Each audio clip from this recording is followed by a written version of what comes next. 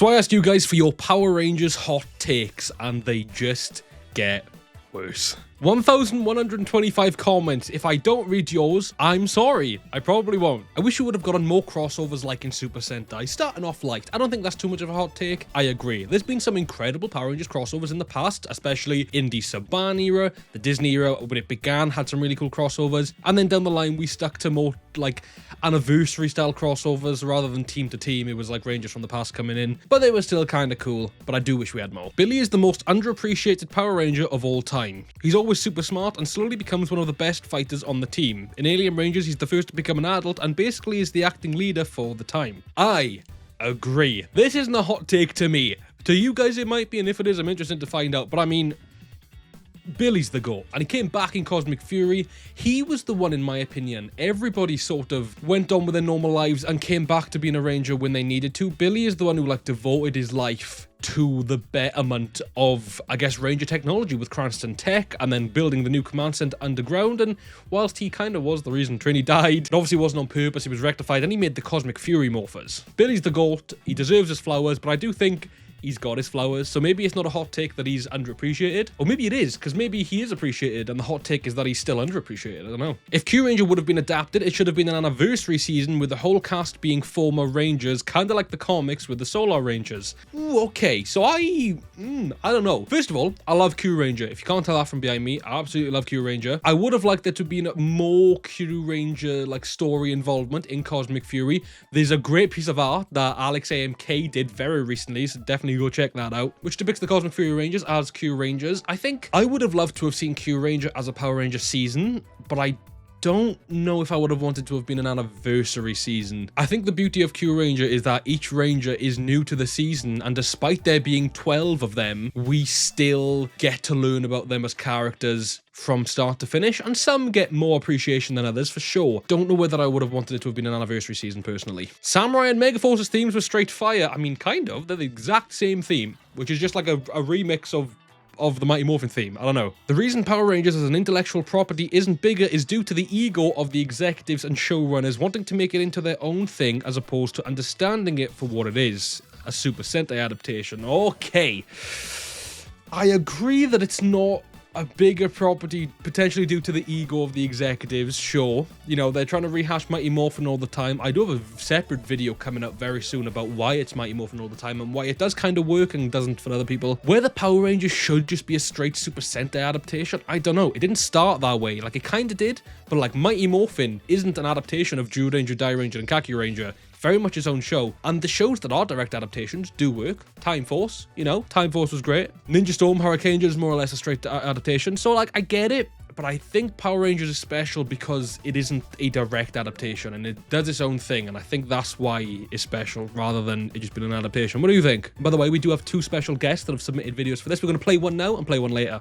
Hello, everybody! My name is EmberlynnStar, your favorite Red Ranger that you just don't know yet. That's right. I'm as relevant as the concept of justice in 2025. All right, my hot take is that Megazords can be kind of boring, you know, and formulaic, at least when it comes to terms of like them fighting, you know, their fight scenes and stuff like that. Like, they just get like really formulaic. It feels like you're just going through the motions, rinse and repeat. You beat the monster of the week, and then they get big and giant, and then you call them Megazords, and you got to sell the toys. I like Megazords as a concept. And I like seeing the cool Megazords myself as well. But I just feel like a lot of the fights, you know, they can be kind of boring sometimes, and you can honestly skip right past some of the fights and not really miss anything. That's just my hot take, okay? So, I agree with this so much, and I have an example. So I'm gonna go into the world of Super Sentai here rather than Power Rangers, right? The last two seasons we've had back to back is the current one, Go Juja, and before that was Boom Boomja. When watching Boom Boomja, after like 10, maybe even 15 episodes, we'd get to the Megazord fight, to the mecha battle, and I'd be skipping past it. Skip past it, see what the sort of epilogue of the episode is.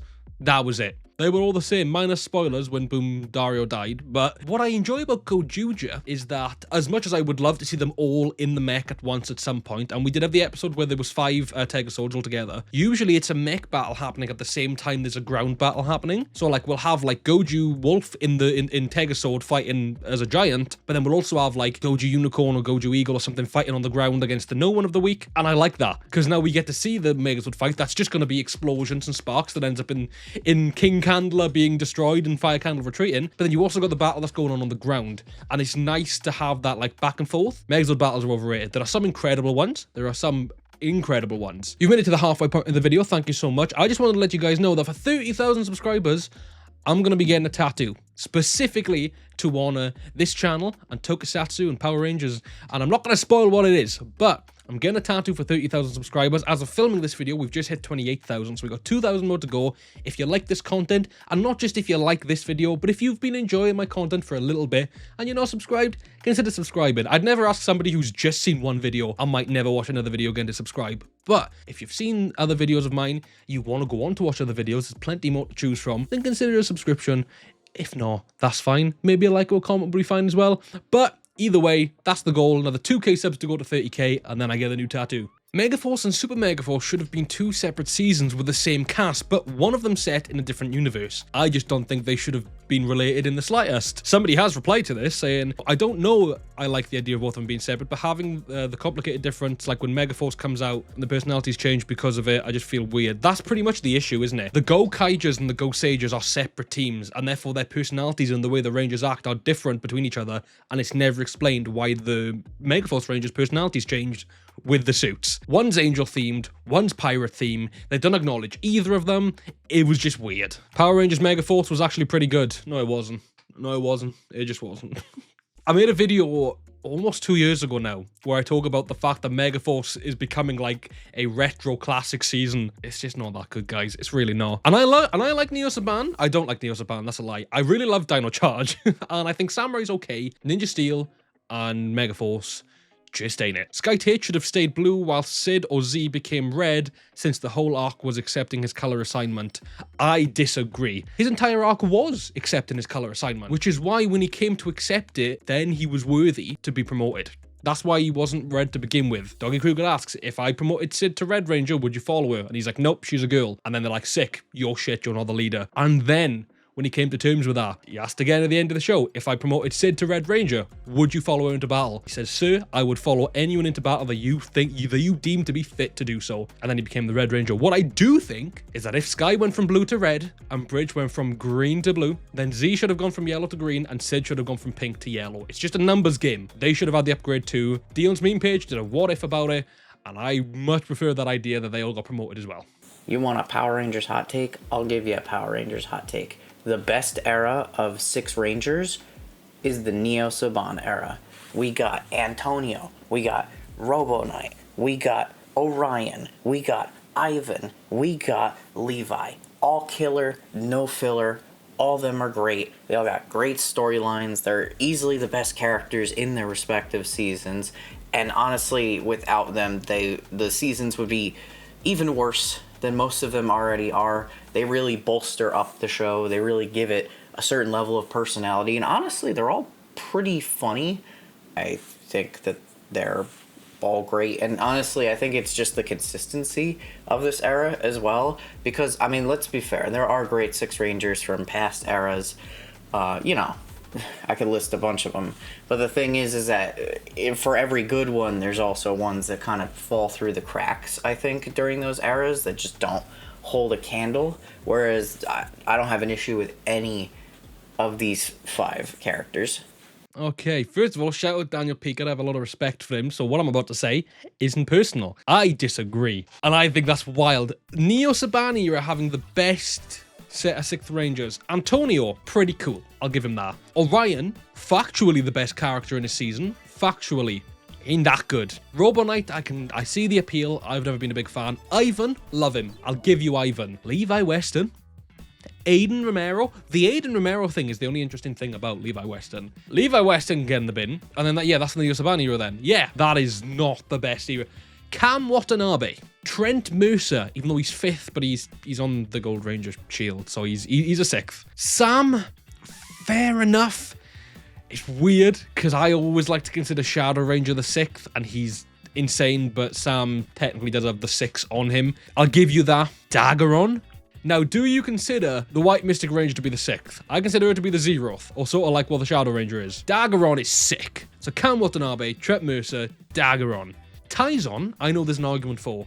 I'm going to give the benefit of the doubt here and say not that great, just with the benefit of the doubt. But I do enjoy Tyson out of everything in Operation Overdrive. Jungle Fury technically doesn't have a 6th. You could consider it to be Dominic, but he's not on the shield, so he's technically not a 6th, whatever. If not, the Spirit Rangers are sick. And then Gem and Gemma, I think, are the most unique set of 6th Rangers. They're not everybody's favourite, but I think they hold a strong place there. But if not, Cam Watanabe, Trent Mercer, Daggeron.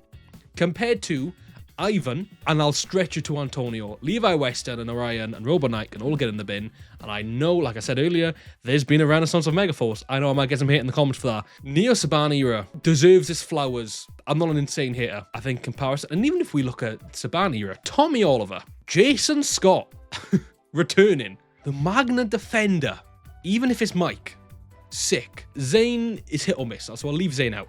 Titanium Ranger, Quantum Ranger, Luna Wolf. You don't beat that. Not with the Neo Saban era. Maybe I've ranted about this for too long. Daniel, you know I respect you. I hope you do anyway. I respect you. That's insane. That might be the closer. That's wild. Thank you for watching. Leave more hot takes down below. This is the second hot takes video I've done. Huge shout out to EmberlynnStar and Daniel Pika for being a part of this video. Thank you so much, guys. Feel free to list off all of the responses I've just given and respond to them in your own way, whether you agree or disagree. Let me know. I'd love to find out your thoughts. Huge thank you and shout out to Sarah Jane and Eric Leutz, our Super Dynamode patrons.